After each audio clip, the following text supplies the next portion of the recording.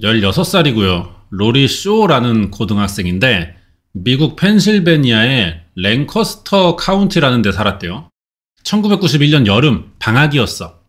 로리 쇼가 친구들이랑 자주 만나서 놀러 다녔는데 35년 전이란 말이야? 이때 미국 여고딩들은 뭐 하고 놀았게요? 스마트폰이 없다 뿐이지 만나면 맛있는 거 먹고 쇼핑하러 다니고 어디 앉아서 몇 시간씩 떠들고 뭐 사람 사는 거 다 비슷합니다. 그러다가 로리가 특별한 일을 겪어요. 이번에는 친구들이랑 공원에서 놀기로 했거든.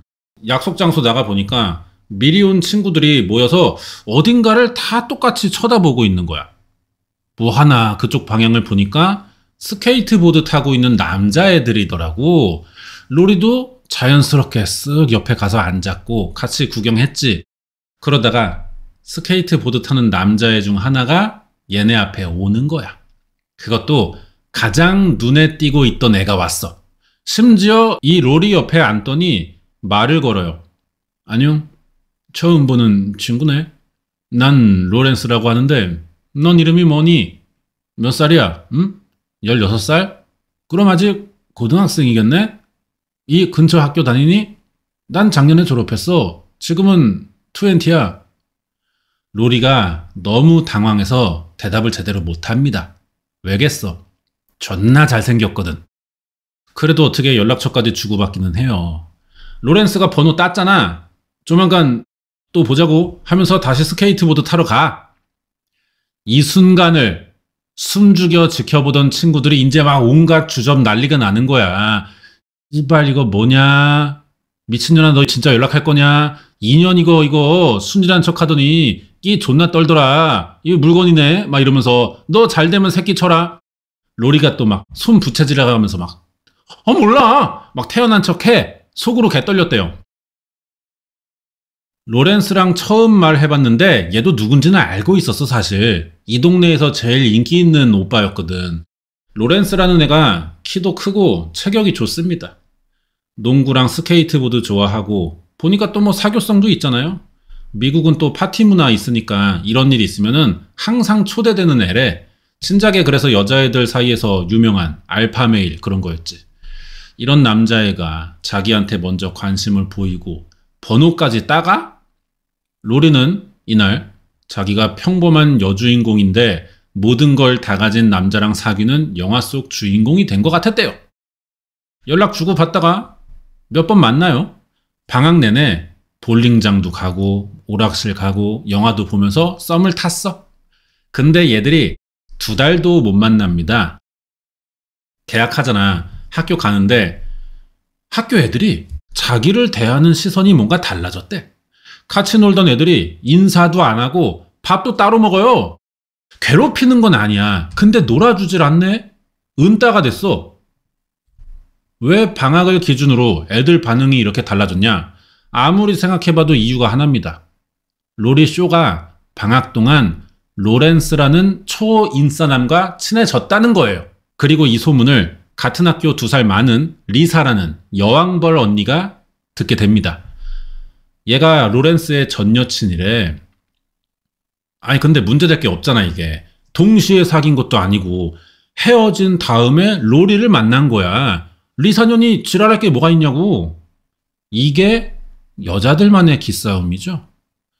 전 남친 뭐 이런 걸 떠나서 나처럼 잘 나가는 학교 일진 여왕벌이 로렌스를 통해 이런 핫하치 흔녀랑 동급으로 묶이는 게 못마땅한 거지. 급 떨어진다고.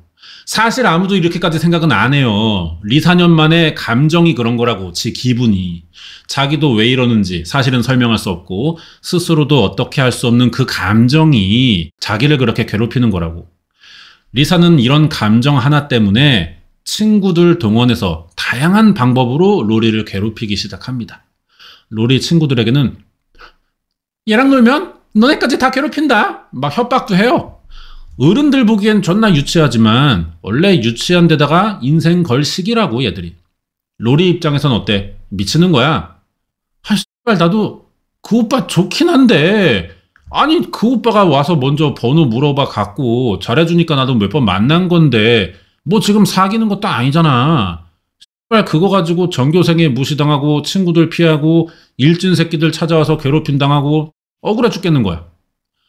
원인이 뭐든 간에 결국 이거는 학폭이 벌어졌다는 거예요. 근데 사건이 이 정도로 끝나지 않습니다. 엄청 커지거든요. 자, 봐봐. 여기가 로린의 실제 집이에요. 학폭 당하는 애. 개 같은 이 학폭을 몇 달 겪었어. 1991년 12월 19일 저녁 로리 집으로 전화가 와요. 같은 반 친구인 타바사라는 애야. 로리 엄마 헤이즐 쇼가 이 전화를 받았어요. 교내 상담 선생님 부탁으로 전화했는데요. 로리 문제로 선생님이 상담 요청했으니까 지금 당장 학교에 와주세요. 이랬어. 이상하잖아요. 교사가 학생을 상담한다는데 바로 집에 전화하면 되잖아. 왜 다른 학생을 시키고 있어요? 그리고 상담 날짜를 미리 정해두지 저녁에 지금 당장 오라고 부르는 게 어딨어. 이상하지만 이 당시 로리의 엄마는 이런 걸 의심하지 않았어요. 왜? 딸이 학폭당하는 걸 알고 있었거든. 당장 해결해야 될 문제니까 바로 학교를 갔네.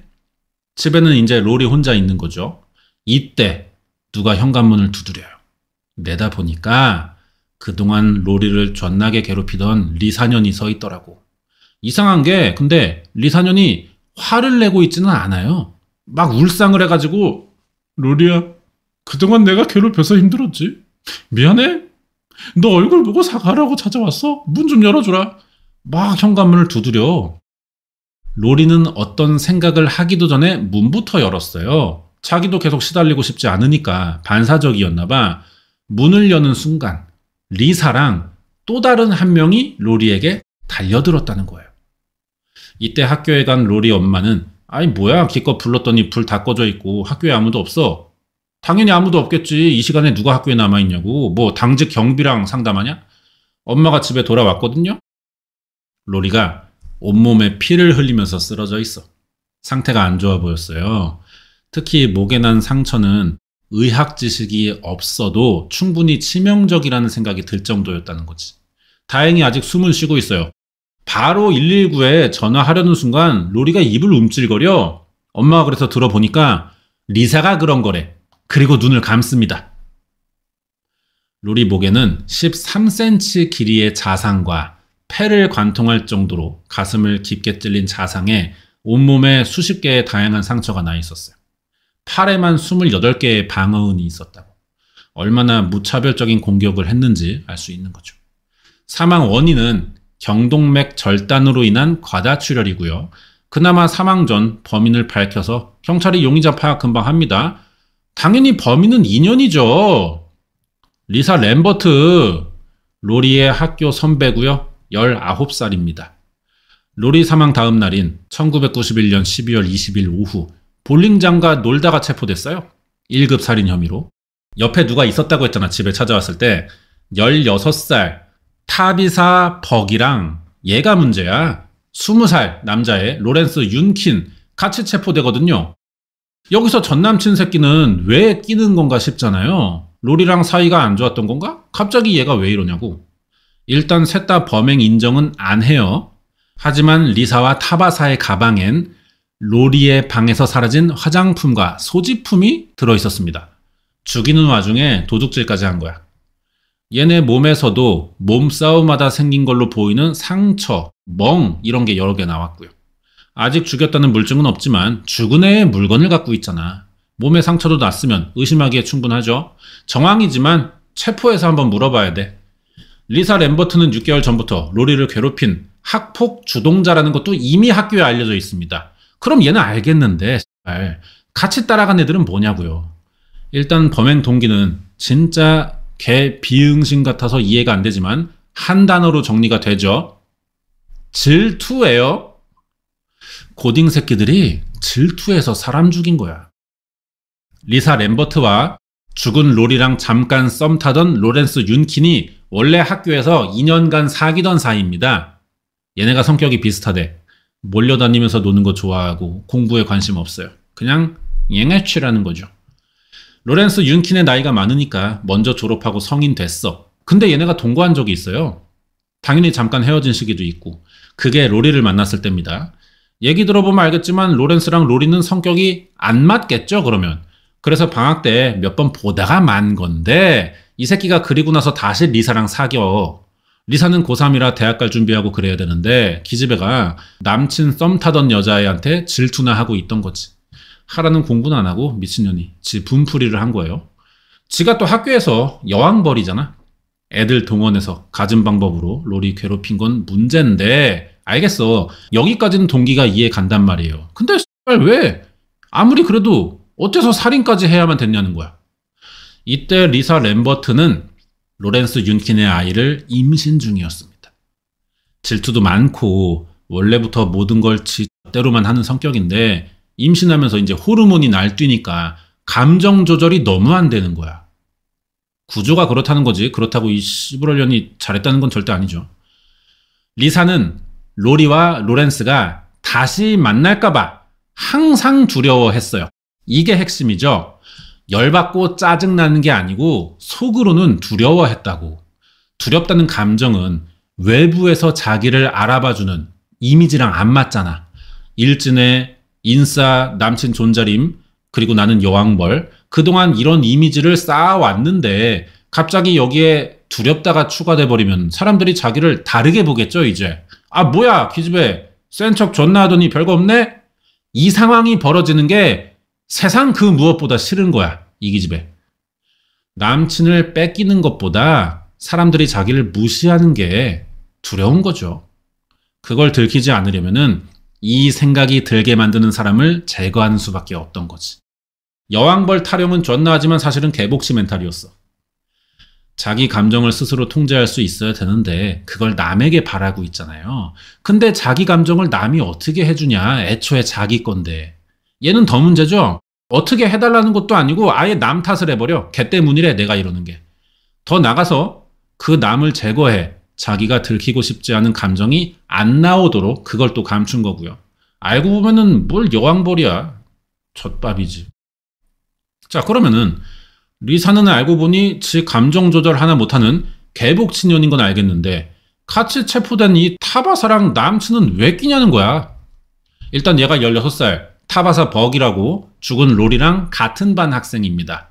로리랑 친한 사이는 아니었대요. 소문으로는 그런 게 있어. 타바사가 예전부터 로리랑 사이가 좀 안 좋았대. 왜냐? 로리가 예전에 타바사는 동성연애자라고 소문을 냈었다는 거예요. 그러니까 로리에게 안 좋은 마음이 있는데 마침 우리 학교 일장 언니 리사도 로리를 싫어하네. 그래서 결국은 이쁜 일진 언니에게 잘 보여서 친해지고 좀 그 일진 무리에 어울리고 싶어서 이 짓거리를 돕지 않았겠냐는 거죠. 사건 날 로리 엄마를 학교로 불러낸 새끼가 얘였어. 얘가 진짜 동성연애를 하는 건지는 모르겠어요. 기사를 찾아보면 나오긴 해, 이 얘기가. 근데 사건 조사 내용에 또 포함되어 있지는 않습니다. 사건에 포함돼야 이걸 범행 동기로 볼 수 있게 되는 거 아니에요. 이걸 왜 따지자면요. 죽은 로리가 그 와중에 사건의 원인 제공을 좀 하지 않았겠냐. 이 사실을 참작해야 된단 말이죠. 근데 이 사건에 그 아우팅이 포함되지 않았다는 거는 관계없다고 보는 것 같아요. 얘가 어떻게 말하든지 이 기록대로라면은 동성연애 폭로는 범행 동기가 안 되는 겁니다. 그냥 언니한테 잘 보이려고 한 거지. 그럼 남은 건 10대 후반의 불안정한 자아 정체성과 리사 램버튼을 향한 의미 없는 충성심으로 일진이 되려고 했다는 게 그나마 남은 이유 같아요. 오케이. 이것도 이해할 수 있습니다. 어린 마음에. 자, 그럼 남은 새끼가 얘야. 로렌스 윤킨, 넌 왜 그랬냐? 굳이 왜? 한때 잠깐 좋아했고 안 사귀었지만 사이가 나빠서 안 사귄 것도 아니었단 말이지. 여친이 죽인다는 걸 말려도 모자른 판에 왜 따라가서 이걸 돕냐고요. 이게 이유를 들어보니까 또 일이 있어요. 로렌스가 리사보다 한 살 많은 오빠지만 얘가 심리적으로는 그렇지 않았습니다. 리사에게, 여왕벌에게 거의 노예 새끼 마냥 끌려다니고 있었던 거예요. 그래도 주인님 따라 살인했다기에는 동기가 좀 약하잖아. 아무리 주인님이라도 지 생각에 이건 좀 아니다 싶으면은 안 할 수 있잖아요. 로리가 로렌스랑 만나던 그 여름방학 때 데이트 강간 당했다고 친구들에게 밝혔다는 거야. 로리가 죽었으니까 이제 와서 이게 사실인지 확인은 안 됩니다. 그때도 로렌스는 로리가 거짓말을 퍼뜨렸다고 당연히 인정하지 않았는데 마을에는 그렇게 소문이 다 나 있었다고. 자기가 동네에서 꽤 알려진 인싸인데 이 소문으로 명예가 더럽혀졌다고 생각합니다. 그래서 로리에게 원한이 생긴 거래요. 이 와중에 자기 애를 임신한 지금 여친 리사가 아무래도 오빠 그 기집애 제대로 한번 손봐줘야겠어 막 이렇게 씨부렁거리니까 공동의 목표가 생긴 거지. 지 말로는 그래요. 도우라고 시키니까 홧김에 따라갔다는 건데 실제로도 범행에 직접 가담한 건 또 아닌 것 같아. 리사 부탁으로 범행에 필요한 커터칼 테이프 사러 같이 다녔고 현장에도 갔지만 차로 태워다 준 겁니다. 로리 집에 들어가진 않았어요. 기집애 둘 안에 들어갔을 때 얘는 차에서 기다렸다고. 그러니까 얘는 살인까지 생각해서 도운 게 아닌 것 같아. 애들이 다 10대인데 당연히 그렇게 생각했겠죠, 지도. 리사가 뭐 가위 이런 거 사는 거 봐서 로리의 머리카락 정도만 자르고 겁주고 뭐 이런 생각인 줄 알고 지 혼자 그렇게 판단해서 도와준 건데 이발 기집애들이 살인을 할 줄 몰랐던 거야. 그러니까 정리하면은 이 사건은 질투와 집착에 처돌은 여고생과 여왕벌에게 잘 보이고 싶은 신여병 걸린 덜 떨어진 여고생이 사실 떨어질 명예 같은 건 없는 스케이트보드나 타면서 지보다 어린 여자에게 끌려다니는 핫타치 인싸남 호소인 셋이서 모여가지고 저지른 살인사건이다. 이렇게 볼 수 있습니다. 혐의 다 인정했고 증거 나왔어요. 결국 재판 갑니다. 주동자는 로리를 직접 죽인 리사 램바튼이죠. 고3이지만 범행 당시에 생일이 지났어요. 성인으로 인정돼서 가석방 없는 종신형 받았고 임신 중이었잖아. 감옥에서 애 낳고요. 입양 보내요. 그리고 조력자인 타바사 벅 미성년자잖아 얘는. 그래서 법정 최고형인 최소 28년 뒤 가석방 심사 기회가 생기는 종신형 나왔다가 진짜로 최소 28년 살고요. 2019년 12월 21일에 가석방 됩니다. 감옥에서 말 잘 듣고 조용히 살았나 봐. 자, 그리고 제일 이해 안 가는 이 새끼 로렌스 윤키는 범행 공모만 인정됩니다. 10년에서 20년 사이 부정기형 나왔어요. 가석방 심사 3번 받았고 13년 만인 2003년에 가석방 됩니다. 사건 여기까지예요. 관련된 이야기도 좀 하자면은 재판 끝나고 피해자 로리 쇼의 엄마 헤이즐 쇼가 사건이 일어난 펜실베니아 주에 더 강력한 스토킹 범죄 방지법 제정 캠페인을 열었거든요. 전까지는 스토킹을 처벌하는 독립적인 법조항이 없었어요. 피해자들이 위협이나 괴롭힘 당해도 이게 물리적인 폭행을 당해야만 그 어떤 게 인정이 된다는 거죠. 그래야만 경찰이 개입할 수 있었거든. 로리쇼 사건은 범인인 리사가 나서서 따돌림 조장했고 로리에게 접근해 집요하게 괴롭혔는데 몸이 다친 건 아니었단 말이야. 말로만 욕하고 뭐 밀치고 툭툭 치고 협박하고 이 정도였겠지. 정서적 피해를 준 거예요. 이 당시에는 그런 게 문제가 된다는 개념이 없었습니다. 눈에 보이는 피해가 사실 없으니 현장에서 경찰이나 교사가 목격하지 않는 한 당사자들의 증거 없는 말만 가지고는 문제 삼을 수가 없는 거라고. 이런 문제가 계속되고 이런 사건도 일어나니까 1993년 6월 19일에 스토킹 방지법이 생겼습니다. 이게 뭐냐면은 반복적이거나 의도적으로 나에게 정서적 불쾌감을 유발하면은 그게 스토킹으로 인정되는 거예요. 우리가 생각하는 스토킹은 뭐 그 정도잖아. 악성 팬 마냥, 악계 새끼들 마냥 뭐 연예인 사생같이 따라다니고 연락하고 뭐 지켜보고 편지 보내고 이런 정도 생각하기 쉬운데 그냥 불쾌감을 줄 수 있는 반복적인 모든 행동들이 사실은 스토킹에 다 들어가는 겁니다. 핵심은 싫다는 걸 일부러 계속하는 행위다. 이게 인정되면은 1년에서 5년 사이에 징역형 나올 수 있고요. 피해자에게도 접근 금지 명령이 나와요. 미국은 93년에 이게 법이 나왔는데 우리나라 몇 년 안 됐죠. 있긴 있어. 스토킹이 단순한 괴롭힘으로 끝나는 게 아니라 잠재적 살인의 신호라고 인정하는 법입니다. 이게 애들이라고 진짜 무시하면 안 돼. 개인 간의 감정 문제를 넘어서 얘네 하는 짓거리 봐봐. 집단 괴롭힘에, 협박에, 그 중간에는 또 반복된 정보 조작으로 공범들 세뇌하는 과정도 있었잖아요. 우리나라도 같은 일이 충분히 생기고 있고요. 그래서 스토킹 방지법 생겼는데 이게 실제로 좀 적용이 잘 되지는 않는 것 같아. 아직 판례가 좀 부족하니까 그런 것 같은데, 판례가 쌓이려면은 그만큼 사례가 나와야 되잖아요. 피해자가 늘어야만 한다는 거야. 근데 그거를 기다릴 수가 없잖아, 피해자 나오기를. 참 곤란하죠, 상황이. 이 범죄자 새끼들 때문에 여러 사람만 피곤해지는 것 같습니다. 이런 사건이 있었고요, 미국에. 다음 주에 또 새로운 사건 준비해서 오겠습니다.